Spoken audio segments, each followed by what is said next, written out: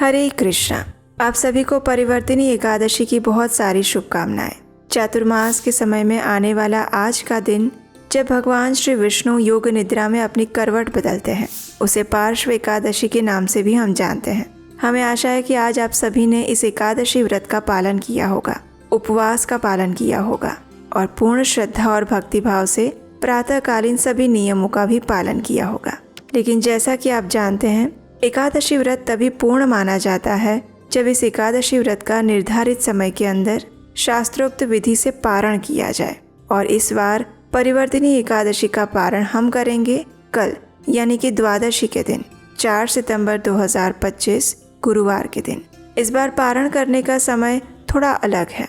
हर बार हम पारण के लिए एक मर्यादित समय देखते हैं, लेकिन कल यानी कि वामन द्वादशी पर 4 सितंबर को जब हम परिवर्तिनी एकादशी का पारण करेंगे तो ये समय प्रातः 10:21 से आरंभ हो जाएगा और उसके बाद आप दिन में किसी भी समय के अंदर पारण कर सकते हैं। चलिए अब देखते हैं कि इस परिवर्तिनी एकादशी का पारण करने की शास्त्रोक्त विधि क्या है। तो सबसे पहले द्वादशी के दिन प्रातः ब्रह्म मुहूर्त में उठ जाएं, स्नान इत्यादि से निवृत्त होकर स्वच्छ हो जाएं, स्वच्छ वस्त्र धारण करें, अपने घर में मंगला आरती करें, भगवान को जगाएं। अगर घर में नहीं कर सकते तो साथ में किसी मंदिर में जाकर करें या फिर ऑनलाइन मंगला आरती का दर्शन करें। उसके बाद तुलसी देवी की पूजा आराधना करें, उन्हें प्रणाम करें, उन्हें जल अर्पण करें, उनकी प्रदक्षिणा करें। और याद रहे, द्वादशी के दिन हम तुलसी पत्र नहीं तोड़ते हैं, इसलिए अगर आपको भगवान को भोग लगाने के लिए तुलसी पत्र की आवश्यकता है तो उसे एक दिन पहले ही तोड़कर रख लीजिए। तुलसी महारानी की सेवा पूजा करने के बाद अब उनके समक्ष बैठकर हरे कृष्ण महामंत्र का जप कीजिए। आप प्रतिदिन जितनी माला का जप करते हैं उतनी ही माला का जप आप तुलसी देवी के समक्ष बैठकर कर सकते हैं। ये हरे कृष्ण महामंत्र है। हरे कृष्ण कृष्ण कृष्ण हरे हरे, हरे राम राम राम हरे हरे। ये महामंत्र है जिसमें सभी मंत्रों की शक्ति समाविष्ट है और इसीलिए इसे महामंत्र कहा जाता है। और इसी महामंत्र की माला का जाप आप आज के दिन एकादशी वाले व्रत में भी कर रहे होंगे। तो अब हरे कृष्ण महामंत्र का जप करने के बाद रसोई में जाइए और भगवान के लिए कुछ सात्विक अन्न भोग बनाइए। ऐसा भोग जिसमें लहसुन, प्याज या कोई भी तामसिक पदार्थों का प्रयोग ना किया गया हो। इस भोग को बनाने में ऐसे मसालों का प्रयोग भी ना करें जिसमें अनियन पाउडर, गार्लिक पाउडर इत्यादि का प्रयोग किया जाता हो। भगवान के लिए कुछ मिष्ठान बनाएं, कुछ अच्छा सात्विक भोग बनाएं, जैसे कि दाल, चावल, सब्जी, चपाती या फिर और कोई व्यंजन। इस प्रकार जब आप भगवान के लिए भोग बना रहे हो उस समय पे भगवान का कीर्तन सुनना चाहिए या उनकी कथा का श्रवण करना चाहिए, क्योंकि जब आप रसोई बनाते हैं उस समय में आपके मन में जो विचार चल रहे होते हैं, आपकी जो चेतना होती है वो सीधी ट्रांसफ़र होती है आपकी रसोई में, यानी कि आप जो भोजन बना रहे हैं उसके अंदर।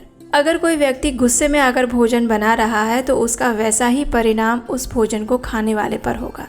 इसलिए रसोई बनाते हुए बहुत सावधान रहें कि आप कैसे सोच रख रहे हैं, आपकी चेतना क्या है। तो भगवान का स्मरण करते हुए, उनकी चेतना में लीन रहते हुए भगवान के लिए स्वादिष्ट सात्विक अन्न भोग बनाएं, उसमें तुलसी पत्र रखें और फिर भगवान को अर्पित करें। जब तक भगवान भोग पा रहे हैं तब तक आप दान की सामग्री एकजुट कर लें और बाकी तैयारियां कर लें। 15 मिनट बाद भगवान के पास से भोग ले लें, भगवान की आरती करें, उन्हें धूप, दीप, पुष्प इत्यादि अर्पित करें और उसके बाद एकादशी का पारण करने की तैयारी करें। पारण करने के लिए सबसे पहले भगवान के समक्ष जाकर हाथ में थोड़ा गंगा जल लीजिए और भगवान से प्रार्थना करते हुए इस मंत्र का उच्चारण कीजिए। ये पारण मंत्र है और ये मंत्र इस प्रकार है। अज्ञानतिमिरन्धस्य व्रतेनानेन केशव प्रसीद सुमुखो नाथ ज्ञानदृष्टि प्रदो भव। इसका अर्थ है, हे केशव, मैं अज्ञान रूपी अंधकार से अंध हो रहा हूँ। इस व्रत द्वारा प्रसन्न होकर मुझ पर कृपा कीजिए और मुझे ज्ञान तथा भक्ति रूपी नेत्र प्रदान कीजिए। इस प्रकार भगवान से प्रार्थना करके अब अपने घर में किसी वैष्णव को या ब्राह्मण को आमंत्रित कीजिए। भगवान को जो भोग लगाया था उसी में से अन्न प्रसाद उनको अर्पित कीजिए। वो संतुष्ट हो जाए तब तक उन्हें खिलाइए और उसके बाद अपनी क्षमता अनुसार कुछ दान दक्षिणा दीजिए।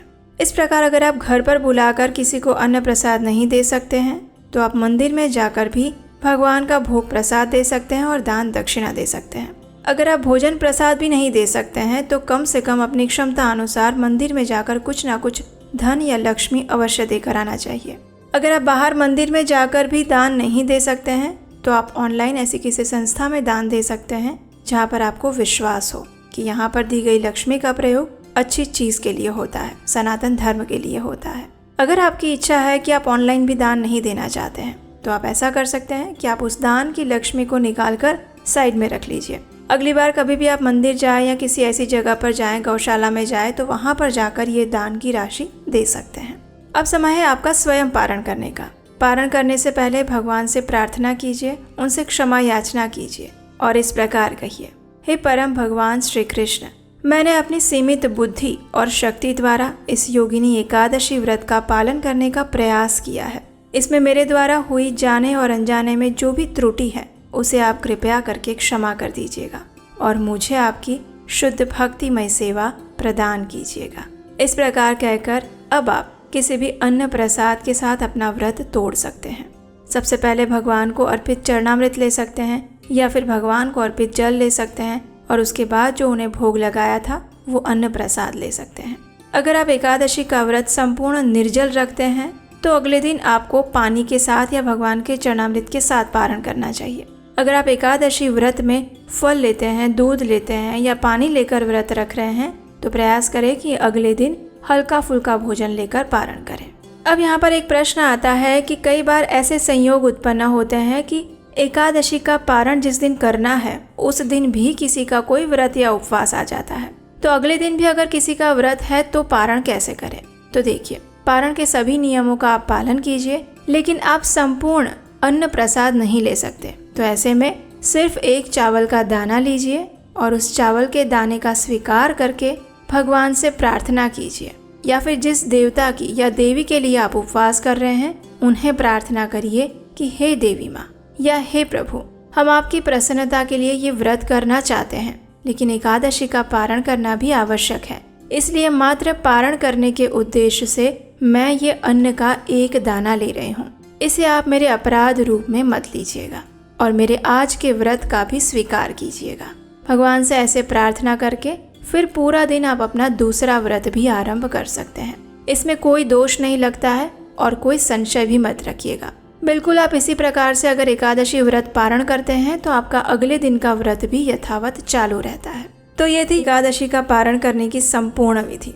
हमें आशा है कि इसमें आपको उपयोगी जानकारी प्राप्त हुई होगी। अगर ऐसा है तो इस वीडियो को लाइक करके सभी को शेयर कर दीजिए जिन्होंने एकादशी व्रत रखा है या जिनके मन में ये प्रश्न है। और अगर आपको लगता है कि हम अपने चैनल पर प्रमाणभूत रूप से वैदिक सनातन धर्म का प्रचार कर रहे हैं बिना किसी मिलावट, सीधे शास्त्रों से, तो आप हमें इस कार्य को आगे बढ़ाने के लिए अपना आर्थिक योगदान भी भेज सकते हैं। स्क्रीन पर नंबर दिया गया है। आपका दिया हुआ योगदान हमें इस सनातन सभ्यता की संस्कृति को यथारूप प्रमाणभूत रूप में आगे बढ़ाने में सहायक बनेगा और इसका पुण्य फल आपको भी मिलेगा।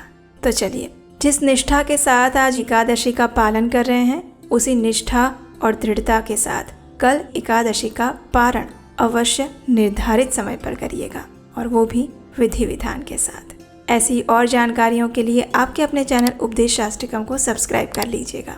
आप हमारे व्हाट्सएप कम्युनिटी ग्रुप के साथ भी जुड़ सकते हैं, उसका लिंक नीचे डिस्क्रिप्शन बॉक्स में मिल जाएगा। हरे कृष्णा।